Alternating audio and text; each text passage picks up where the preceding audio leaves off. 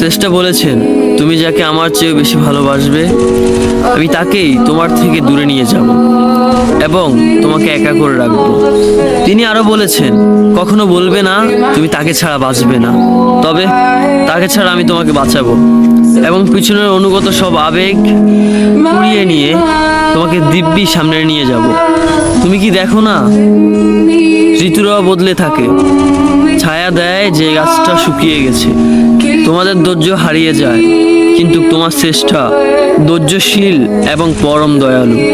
সেই ঝরে যাওয়া পাতার ঢাল থেকে আবারও সবুজ পাতা গজায়।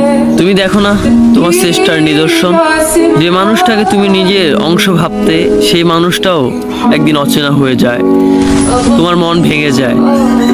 এমনকি তোমার বিশ্বস্ত বন্ধুরাও স্বার্থ পুড়িয়ে যাওয়ার পর বিশ্বাসঘাতকে পরিণত হয়। তুমি কি তা দেখো না?